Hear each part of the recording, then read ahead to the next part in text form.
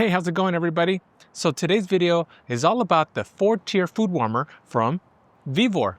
Now, this isn't a side-by-side comparison with other food warmers. Nope. We're just taking a good hard look at this particular unit. You know how it works, what it offers, and whether or not it deserves a spot in your backyard barbecue setup. Because let's be honest, do home cooks or backyard barbecuers really need a food warmer? Or is it just gonna be one of those kitchen gadgets that just ends up living in your garage? You know, next to that cotton candy machine that you only use once? I see you. So let's find out together whether you need one or not, and if the Vevor is the right one for you. All right, full disclosure, Vevor did send me this unit for free, but did not instruct me on what to say. Now, Vevor, if you don't know them, is known for offering high quality gear at a much lower price, you know, than those big name brands. And as of posting of this video, this food warmer comes in right around $300. And for that, you're getting a commercial grade food warmer. It's got stainless steel cabinet with 4 adjustable tiers. It comes with a user manual, 4 half-size trays, and even a heat-resistant glove. Yes, one glove. And a very small glove at that. Now, since the warmers has 4 levels, that means you could load it up with about 8 half-size trays or 4 full-size trays. Now, let me break that into barbecue math.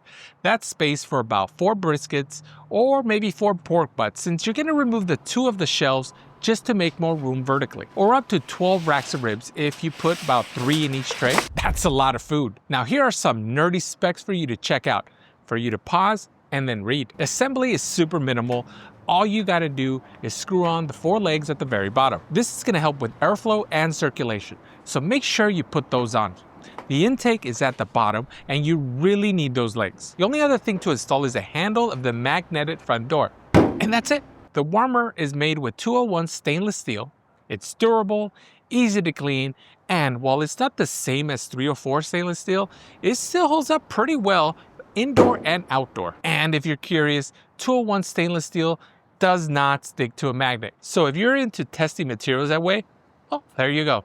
All right, so I was able to touch the sides with my bare hands while the unit was running at 150 degrees Fahrenheit. Vevor doesn't recommend you do that, and I can't vouch what it feels like if you're running a little hotter. So you know what, it's just best to be a good boy or girl and follow the rules. Using this thing is super straightforward though. You got a big power button and a digital LCD screen to set your temperature. It runs from 88 to 177.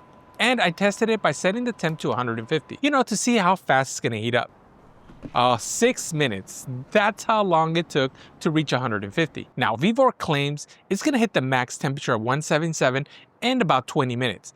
And you know what? I believe it. Manual also claims that you can switch from Fahrenheit to Celsius in the settings, but I really couldn't figure out how to get that to work. There's also a calibration option to fine-tune the temperature, and it would be a nice touch for people who want to dial things in perfectly. Now, if I ever figure this out, I'll be sure to post about it in the comments or down in the description. However, I did test it with my own thermometer with food inside, and it looks like my unit is properly calibrated. So be sure to test your own unit to make sure the temperatures match what your thermometer reads. Now, here's a key feature.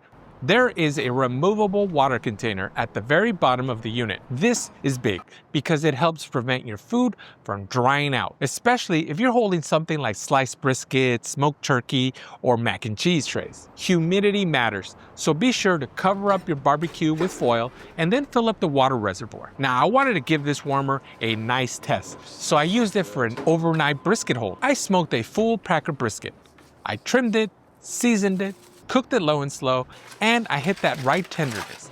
Then I wrapped it up and placed it inside the food warmer. I set it to 150 degrees Fahrenheit. I left it there overnight, which was about 10 hours. Now let's talk safety real quick.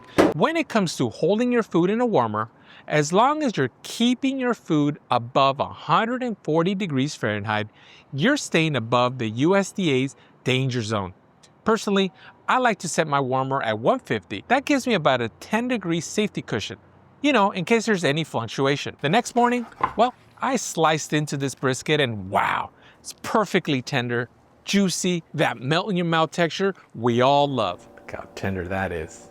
All right, let's take a quick little bite here. And if you've never long held a brisket before, you're in for a game changer. The results are unreal. juicier, more tender, and just melt in your mouth good. But the best part? You serve it when you're ready. Your guests don't have to wait around for the brisket to be done. And you don't have to rush to cook just to hit a dinner deadline. It's gonna flip the whole experience. It's a big, big win. So here's a big question. Do you need a food warmer?